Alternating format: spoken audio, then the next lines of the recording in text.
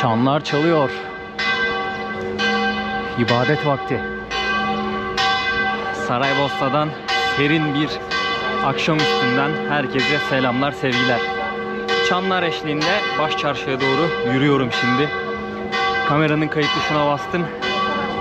Bu videoda birazcık Saraybosna'nın sokaklarında gezmek istiyorum ve buradaki lezzetlerin birkaçını denemek istiyorum. Şimdi baş çarşıya doğru gideceğim. Orada köfteyle başlayacağız. Cevapçiçi olarak geçiyor. Elimden geldiğince bir iki farklı lezzet deneyip sizlere fiyatlarını gösterip yorumlayıp aynı zamanda ara sokakları da gezdiğim öyle bir kombin video yapmak istedim. Umarım iyisinizdir, keyfiniz yerindedir, neşeniz yerindedir. Sağlam bir rüzgar esiyor.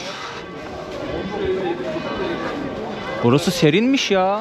Yani gündüz bayağı bir bunaltıyor insanı sıcak. Ama oh be, dayımın göbeğine bak. Baklava simit diyor. Şuraya hemen böyle bir çarpı atıp gevrek yazmak gerekiyor. Gündüz bayağı sıcak oluyor. Ama akşamda serin. Yani yaz ayı olmasına rağmen serin. Böyle exchange ofisler var. Bak orada Türkçe'de yazıyor döviz diye. Paranızı bozdurabilirsiniz. Aynı zamanda Ziraat Bankası var. Buradan da para çekebilirsiniz.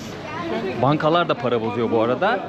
Sanırım bankalar döviz ofislerinden daha iyi kur veriyor. Yani biraz böyle fiyatlara baktım. Bankada bozmak daha avantajlı oluyor. Kuru daha iyi tutuyorlar.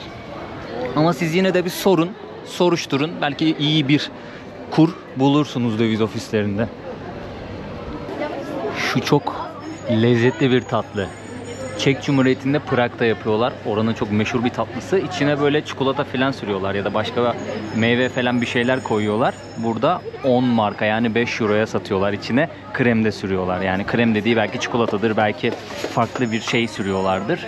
Başka fiyat yazıyor mu burada? Nutella 7 mark diyor. Sanırım ek olarak Nutella sürünce mi 7 mark diyor, bilmiyorum. Şöyle döndüre döndüre yapıyorlar. Bayağı lezzetli. Prag'a ne zaman gitmiştim ben? 2018 yılında gitmiştim. Çok güzel bir şehir bu arada. Yani açık hava müzesi gibi. Hiç müzeye girme ki gireceğiniz birçok müze var bu arada. Hiç müzeye girmeseniz bile acayip tatmin eder sizi şehrin sokaklarında dolaşmak. Ama tabii birkaç tane müze var. Katedral var. Kesinlikle girilmesi, ziyaret edilmesi gerekiyor. Vizesi olanlara öneririm yani. Prag şehrine gitsinler, görsünler.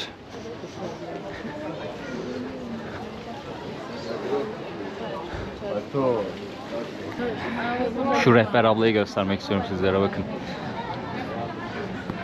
Bu ablanın Instagram'a videosu düşmüştü. Bu Bosna kahvesi ile ilgili. Çok hatırlamıyorum şimdi. Abla videoda s**leri çekiyor. Öyle bir şey diyor. Instagram'da bayağı bir patlamıştı o video. Denk geldik, şansa bak. Türk grubu gezdiriyor şimdi. Bulamadım köfteci ya. Kokuyu takip ediyorum ama.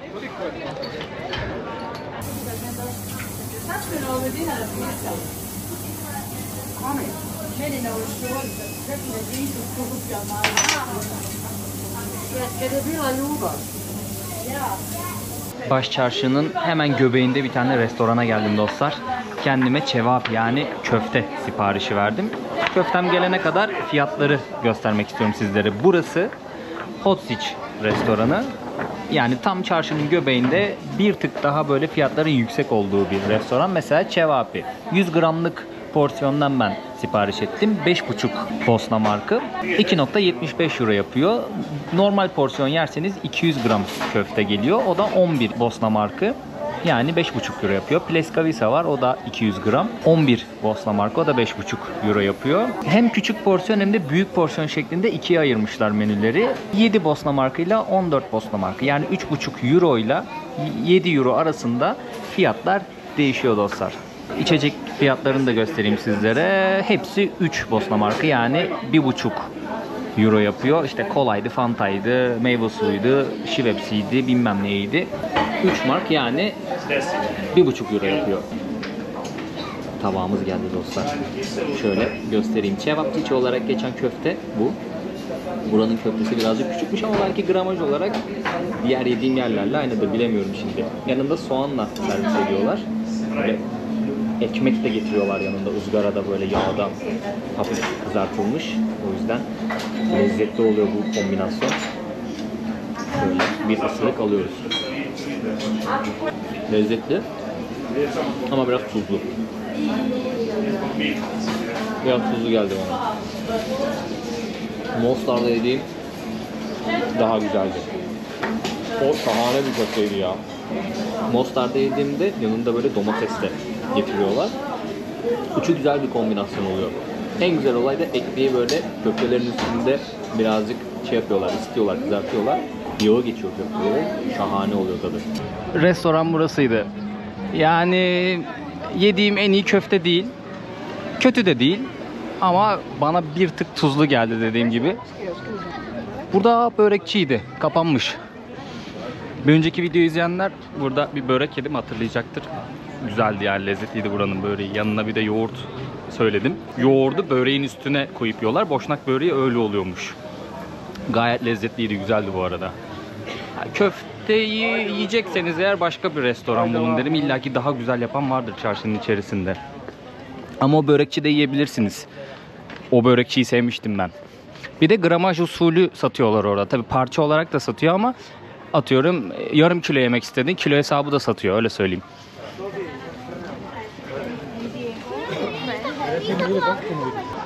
Başçarşının bu kısmı çok güzel. Bakırcılar çarşısı gibi düşünün. Bir sürü kahve takımı satıyorlar yani, işte tepsisiydi, fincanıydı vesaire. Şöyle göstereyim mesela. Her sette 2 tane fincan oluyor en az. Bu lokumluk. Bir tane ufak cezve var. Bu cezveye kahveyi pişiriyorlar. 2 tane böyle fincan var. Porselen fincan. Ama şöyle göstereyim. Fincan sıcak olduğu için kahve konduğunda şöyle bakır korumalık koyuyorlar. Şunun rengi daha güzel. Mesela bu bakır korumalık ne yapıyor? Tutuyorsunuz böyle sıcaklığı biraz daha azaltıyor. O yüzden daha rahat tutuyorsunuz fincanı ve rahat içiyorsunuz. Çünkü fark ettiyseniz kulpu yok. İşte bunun içerisine lokum koyuyorlar. Mesela bunun lokumluğu biraz daha farklı. Ya da şeker koyuyorlar. Kahveye sonradan atıyorsunuz şekerinizi. Bu da çekirdek kahve için. Şu kısım çıkıyor. İçerisine çekirdekleri koyuyorsunuz. Kapatıyorsunuz. Şöyle çevirdikçe çekirdeği öğütüyor. Öğütünce şu haznede biriktiriyor. Daha sonrasında pişirme yöntemiyle kahveyi hazırlıyorsunuz. Biliyorsunuz dünya üzerinde kahveyi pişiren tek millet biziz. O yüzden Türk kahvesi diye özel bir isim vermişler. Aslında insanlar düşünüyor. Yani çekirdek Türkiye'de yetişiyor. O yüzden Türk kahvesi deniyor diye düşünüyor. Aslında öyle değil. Kahvenin türü genellikle Arabica oluyor. Daha lezzetli, daha aromalı oluyor. Arabica, %100 Arabica tavsiye ederim bu arada. Çok lezzetli oluyor çekirdekleri.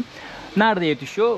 Ben Güney Amerika kahvesini tavsiye ederim. Brezilya, Kolombiya, Guatemala. Benim en sevdiğim kahveler bu 3 ülkede yetişiyor. Guatemala'nınki biraz daha böyle kül tadı geliyor ağzımıza. Çünkü volkanların yanında yetiştiği için böyle 1800 metre, 2000 metre rakımda genelde yetişiyor Guatemala'da kahveler. Tabi diğer ülkelerde de bu rakımlarda yetişen var ama volkanın yanında yetiştiği için o toprağın tadını, külün tadını alıyor sanırım meyve. O yüzden biraz daha aromatik oluyor.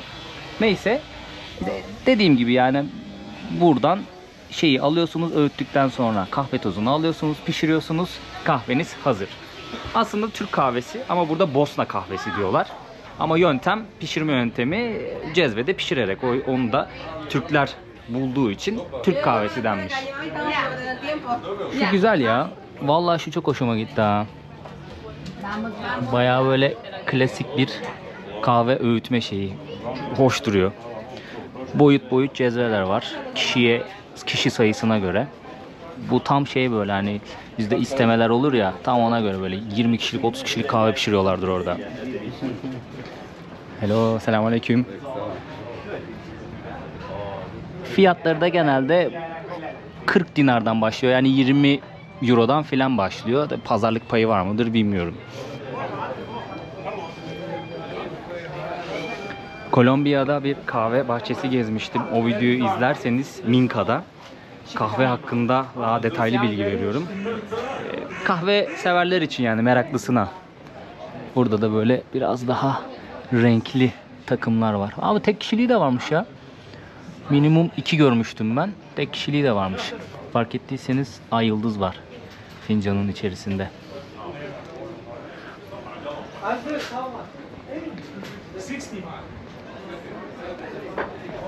Aa, eski paralar.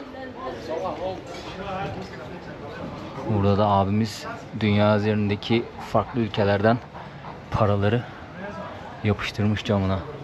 Ne kadar güzel gözüküyor ya.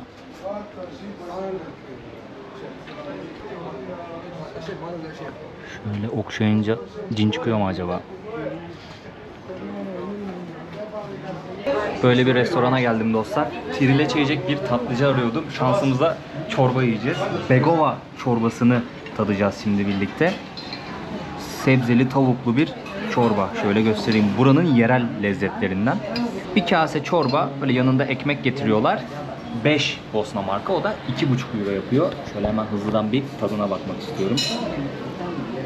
Neye niyet, neye kısmet.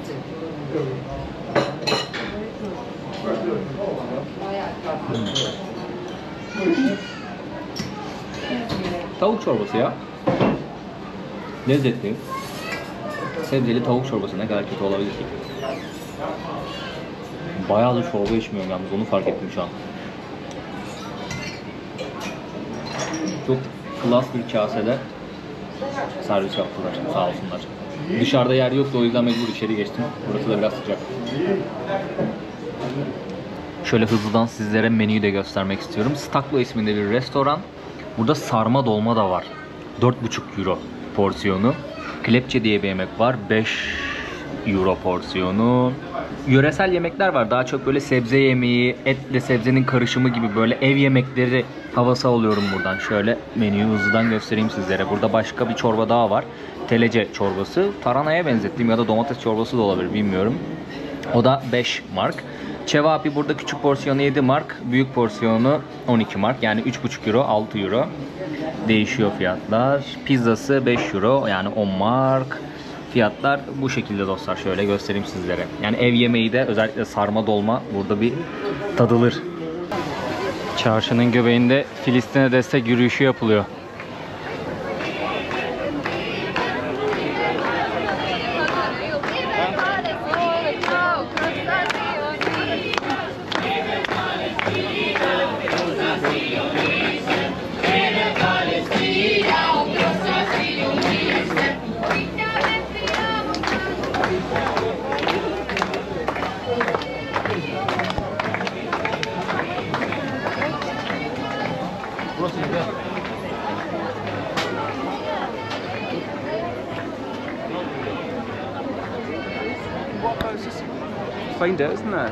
Kalabalık grubun arasında turistler de var. Bayrakları sallayarak Filistin'e destek gönderiyorlar. Şöyle aradan sıyrılalım, geçelim. Burada kanal da var. Bu Sebil'le ilgili bir rivayet anlatmıştım bir önceki videoda. Tekrar edeyim dostlar. Eğer Saraybosna'ya gelirseniz ve bu Sebil'den su içerseniz tekrardan Saraybosna'ya geleceğiniz rivayet ediliyor. Ben bir önceki videoda içmiştim. Şimdi tekrardan içelim. 5 sene önce gelmiştim. Bir 5 sene sonra yine gelirim.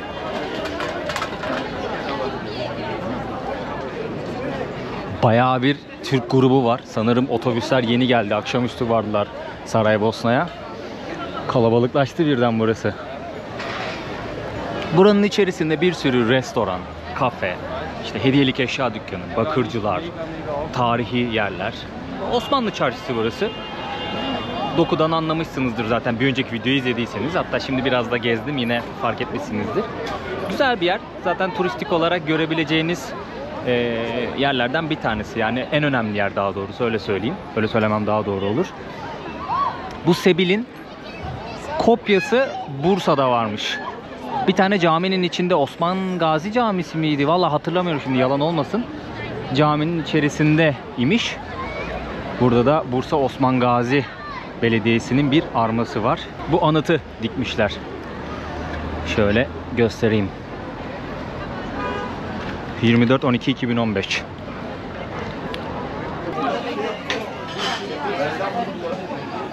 Valla, thank you.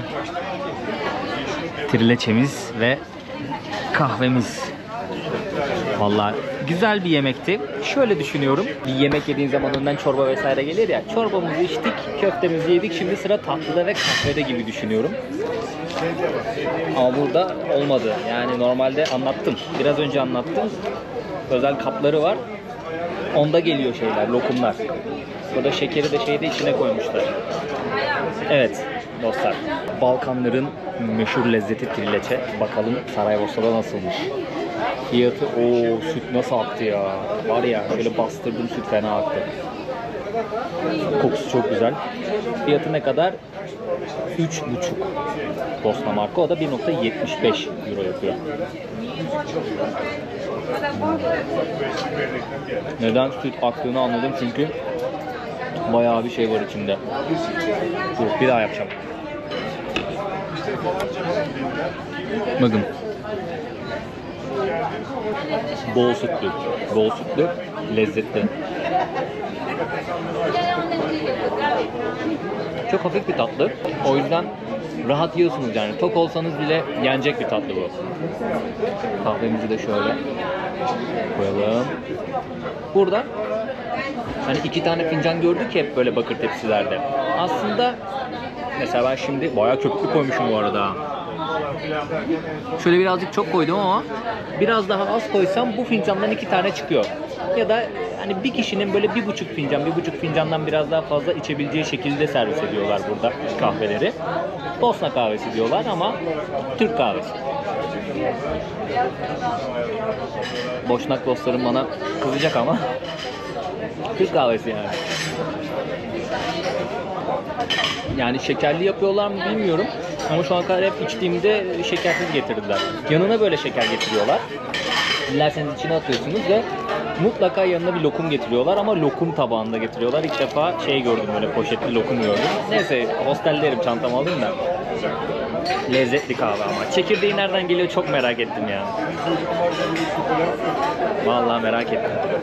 Kahvede 4 Bosna markı bu arada. Yani ikisi 7,5 Bosna markı. 3,75 euro yapıyor. Ve çarşının göbeğindeyim şu an. Kulpsuz fincanda içmek de keyifli oluyor yalnız abi. De şu bakır olayı bayağı güzel. Osmanlı döneminde de sanırım kulpsuz fincanda içiliyormuş. Onlardan, yani Osmanlı'dan kalan bir gelenek. Yanlış bilmiyorsam bu kulplu fincanlar Avrupa'dan geldi bize. Fransa olması lazım. Şöyle bir fiyatlara da bakalım hızlıca. Salep 4,5 mark, 2,25 euro yapıyor. Türk çayı 1,5 euro yani 3 mark. Limonata 3 mark, 1,5 euro yapıyor. Burada taze sıkılmış portakal suyu 6 mark, 3 euro yapıyor. Boza var 3 mark, 1,5 euro yapıyor. Trileçe 3,5 mark yani 1,75 euro. Burada pasta dilimleri var 3,5 mark, 3,5 mark. Onlar da 1,75 euro. Sütlaç var 5 mark, 2,5 euro. Profiterol var 4,5 mark, 2,25 euro. Muz tatlısı var, bayağı öyle canlı bir şeye benziyor. 10 mark, 5 euro. Burada meyve tabağı yapmışlar, o da 10 mark, 5 euro. Dondurma var burada. 3 mark yani 1,5 euro. Burada frappe var 8 mark yani 4 euro. Burada da soğuk kahve var 7 mark yani 3,5 euro. Fiyatlar da bu şekilde dostlar. Bir sürü lokumcu var çarşının içerisinde. Çeşit çeşit lokumlar var. Şam fıstıklı, çikolatalı, fındıklı ya da cevizli. Orada çikolata parçacıklı. Yine fındık ceviz parçacıklı diye tahmin ediyorum. Çeşit çeşit lokumlar var.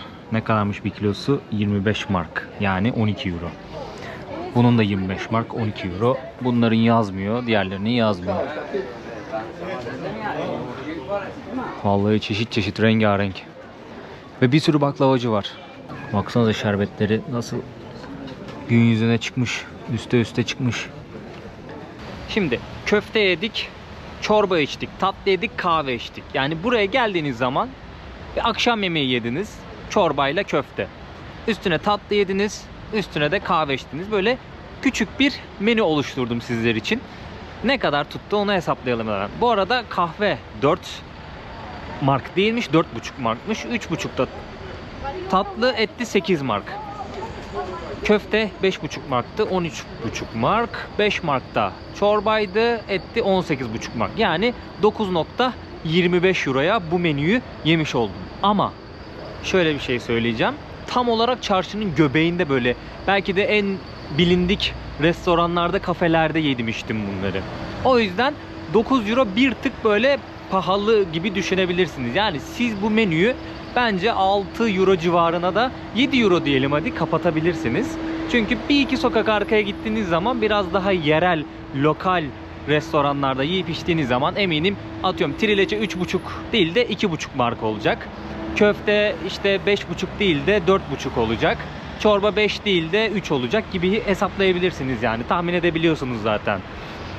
Ama çarşının göbeğinde o kadar şey yedim içtim, yine de fiyat ortada. Yani aslında Türkiye'de bir restorana gidip böyle bir menü yemek yesem belki de o parayı vereceğim.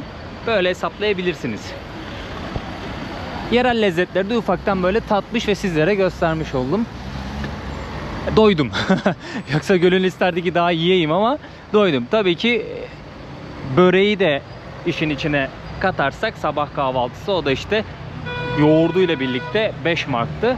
23 edecek. Hadi öğlen de bir o fiyata yedin. Yani 30 euroya, 30 marka özür dilerim, şeyi kapatmış oluyorsunuz aslında 15 euroya. Günlük böyle yeme içme şeyini kapatmış oluyorsunuz. Kahvesi içinde, tatlısı içinde, baktığınız zaman öğünü 5 euro gibi düşünebilirsiniz yani. Buranın ön tarafı nerede acaba ya? Milli Kütüphane, yanlış bilmiyorsam bu. Bosna Savaşı sırasında Sırplar buradaki kitapları böyle hani parçalamışlar ve bıçaklarla yarmışlar, etmişler. Bayağı bir hasar vermişler. İçerideki eserlere de zarar vermişler. Şöyle atacağım kendimi karşıya, kusura bakmasınlar. Önden göstereyim istedim. Caddede kalıyor sanırım.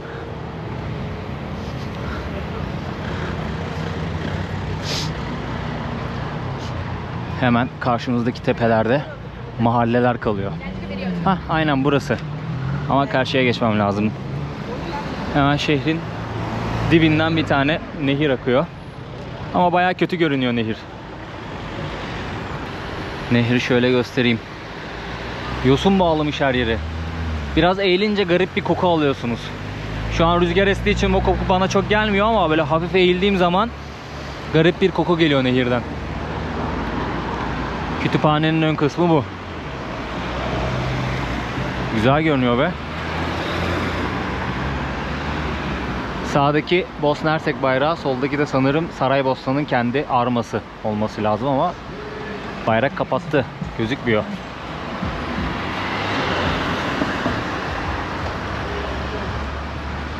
Şehrin ulaşımını otobüsler sağlıyor. Nakit kabul ediyorlardır diye düşünüyorum. Genelde Balkanlarda nakitle çalışıyor ama kart da kabul ediyor olabilirler.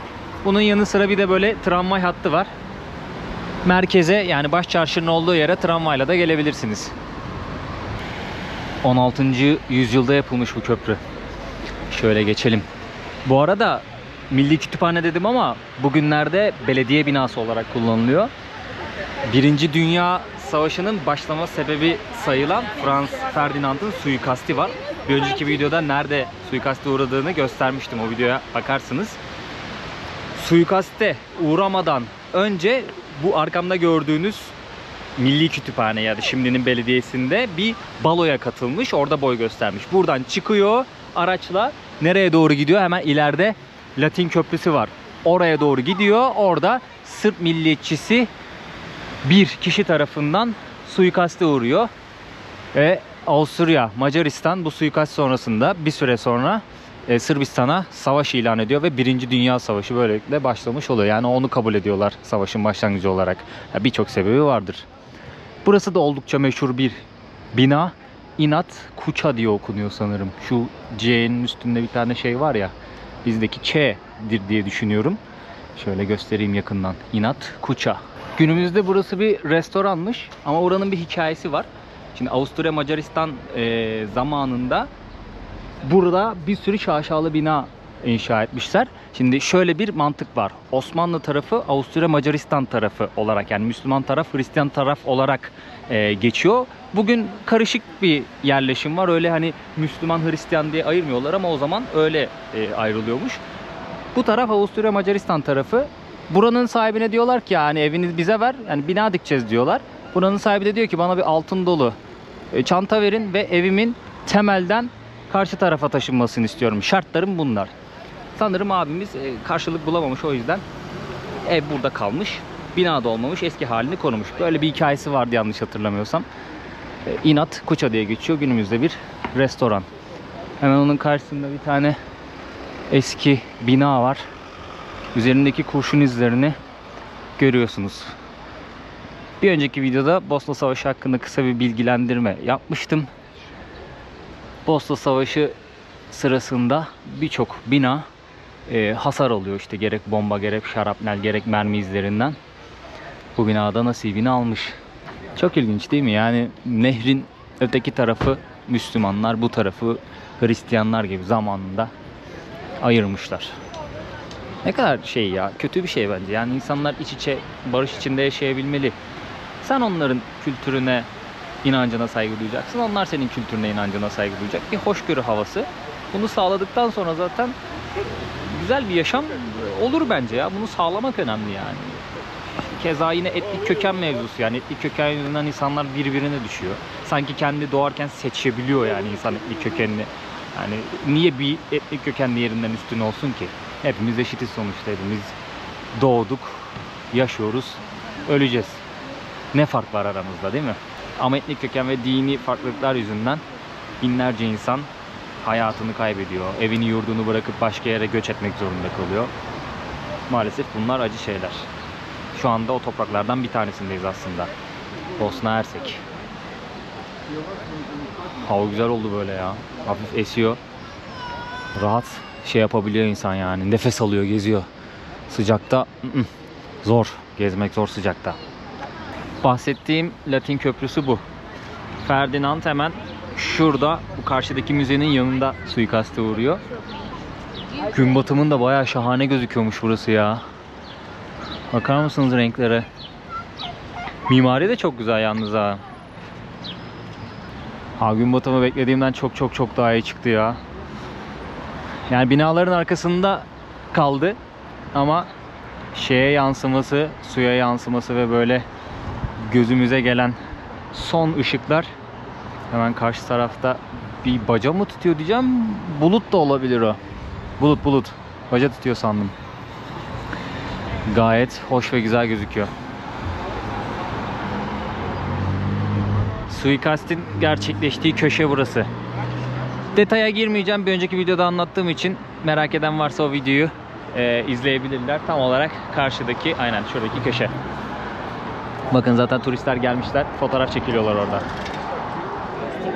Havayı kararttık dostlar. Başçarşı hala kalabalık.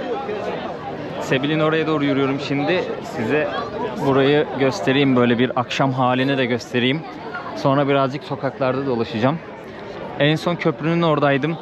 Video çekiyordum. Oradan ara sokaklara atlayıp böyle gündüz vakti ara sokakların nasıl olduğunu sizlere gösterecektim. Ama olmadı. Bunun sebebi, köprünün orada 2 tane arkadaşla tanıştım. Kendileri bayağı böyle konuşkan insanlar. Beni bir şeyler içmeye davet ettiler. Sevdiler herhalde böyle sohbet muhabbet edince. Sebil'i böyle ışıklandırmışlar. Gayet güzel gözüküyor. Sevdiler galiba beni. Sohbet muhabbet uzadı. Dediler gel böyle çay kahve filan içelim bari. Orada devam etsin. Ayakta kalmayalım. İyi dedim ben de, hani böyle bir yarım saat filan oturayım sizle, ayıp olmasın. Tamam dediler. Sonra konu uzadıkça uzadı. Garip şeyler konuşmaya başladık. Onlar bana kalsın. Bahsetmeyeyim şimdi. Birisi yönetmen. Filmi filan var. İsviçreli bu arada çocuklar. Diğerinin mesleğini tam olarak anlamadım. Yani söylediği İngilizcesini ama bilmiyorum. O yüzden bir şey diyemeyeceğim. Sizlerle de tanıştırmak istedim aslında ama kameraya çıkmak istemediler. İşte filminin şeyini izledik. Trailer neydi? Fragmanını filan izledik. Konusu hakkında birazcık konuştuk. Böyle farklı mevzular da konuştuk. Garip bir akşam oldu benim için açıkçası. Benim için değişik oldu ama sizler günü kaçırdınız. O yüzden akşam vakti göstereceğim sizlere sokakları. Yapacak bir şey yok. Güzel çocuklardı ama. Güzel çocuklardı. Hoş sohbetlerdi bayağı. Ama hayatım boyunca tanıdığım en garip insanlardan olabilirler. Ama çok nazik çocuklardı. Şöyle aradan yürüyelim. Yani çok garip konular konuştuk şu an. Eğer bir gün kitap yazarsam kesinlikle bu akşamdan bir bölüm olur ya. Kesinlikle yani. Çok orijinal tiplerdi.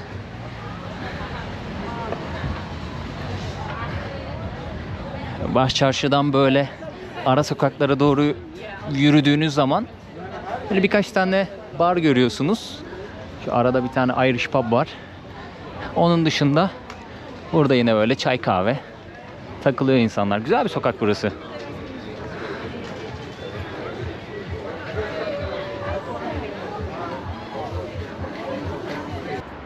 Saraybosna'ya gelmeden önce birkaç kişi uyardı beni. Dikkat et diye. Hatta buraya geldiğimde yine aynı uyarıları aldım. Hırsızlık olayları oluyormuş. Öyle siz bir yerde otururken dalgınlığınızdan faydalanarak böyle telefonunuzu, cüzdanınızı vesairenizi çalıyorlarmış. Ben de uyarımı video vesilesiyle yapayım. Yani akşam olduğu zaman böyle çok ıssız yerlerde dolaşmayın. Kalabalıkta dikkat edin eşyalarınıza. Cüzdanınızı, telefonunuzu böyle çok açık yerlerde bırakmayın. Cebinizde, fermuarlı cebinizde olsun. İşte böyle free bag falan taşıyorsanız sürekli kontrol edin. Dalgınlık yani sonuçta, yorgunluk. Geliyorsunuz, geziyorsunuz. İlginiz, odağınız bambaşka yerlerde. Anlık şeyler bunlar, saniyelik şeyler. Kimsenin canı yanmasın yani. Dikkat edin dostlar.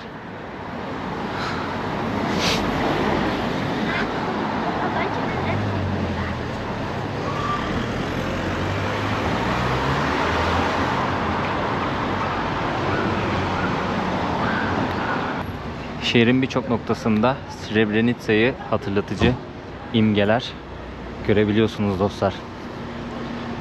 Billboard olsun, grafitiler olsun, yazılar olsun.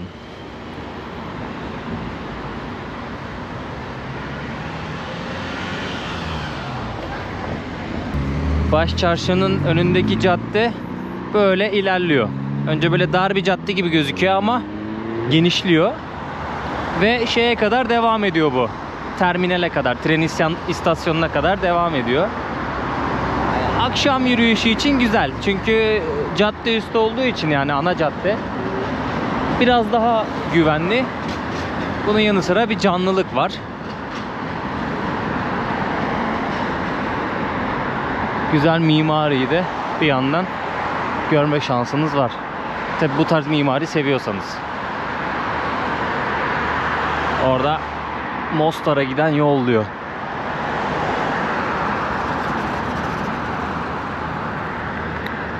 Bir önceki videoda ve bu videoda Saraybosna'yı gezdim. Müzelere girmedim. Hoppa! Ya şu birden geliyorlar ya böyle hızlı bir şekilde, çarpacaklar, oramızı buramızı kıracaklar ya. Ne diyordum? Müzelere giremedim. Bazıları bütçemi aşıyordu, girmek istedim ama bir şey yapmam gerekiyor. Yani bütçemi kontrol etmem gerekiyor çünkü hello. Seyahatimin, yani Balkan seyahatimin artık sonlarına doğru geldim. Ve Balkan seyahatim için ayırdığım bir para var. Onun yetmesi gerekiyor bana son güne kadar. O yüzden bazı şeyleri atlamak durumundayım. Her yere gidemiyorum. Yoksa görmek istediğim çok fazla yer var. Ama dediğim gibi kısıtlı bir vaktim var ve kısıtlı bir bütçem var. O yüzden elimden geldiğince faydalı kullanmaya çalışıyorum bütçemi ve vaktimi. Mesela buradaki, eğer bütçeniz ve zamanınız varsa buradaki birkaç müzeyi ziyaret edebilirsiniz. Bunlardan bir tanesi Umut Tüneli. Havalimanının orada. Yanlış bilmiyor isem 15 mark giriş ücreti ama tam hatırlamıyorum, yani kontrol etmiştim. Belki değişmiş bile olabilir ücretler. Emin değilim. Kontrol edin yani. Bazen değişebiliyor çünkü ücretler, biliyorsunuz. Bunun dışında bazı sergiler var. İşte Bosna Savaşı döneminden kalan eşyaların sergilendiği, olayların anlatıldığı. Böyle yeşil yanıyorken kendimi atacağım. Ziyaret edebilirsiniz. Ben ne yazık ki gösteremedim bunları sizlere. Ve tabii şöyle bir şey var, yani YouTube'un topluluk kuralları gereği böyle şeylerin gösterilmemesi gerekiyor. Çünkü şey yapıyor, videoyu nasıl diyeyim, kısıtlayabiliyor. Gösterebileceğim çok fazla bir şey kalmadı açıkçası. O yüzden videoyu uzatıp sizleri sıkmak istemiyorum. Zaten hep Başçarşı etrafında dolaştık. Ki gezip göreceğiniz yerler de burada. Benim de göstermek istediğim yerler temelde buradaydı zaten. gösterdiğimi düşünüyorum, anlattığımı düşünüyorum. Bu videoda ve bir önceki videoda, yani ikisini baz alarak konuşuyorum. Çünkü bir önceki videoda da daha çok bilgi verdiğim bir videoydu. Onu da izlemenizi tavsiye ederim. Bu kadar olsun video. Beğendiyseniz beğenmeyi unutmayın. Beğen tuşuna basmayı unutmayın. Yorum atmayı unutmayın. Desteklerinizi bekliyorum. Abone olup destek olursanız da çok sevinirim. Bir sonraki videoda görüşmek üzere diyeyim. O zamana kadar kendinize çok iyi bakın. Adios amigos.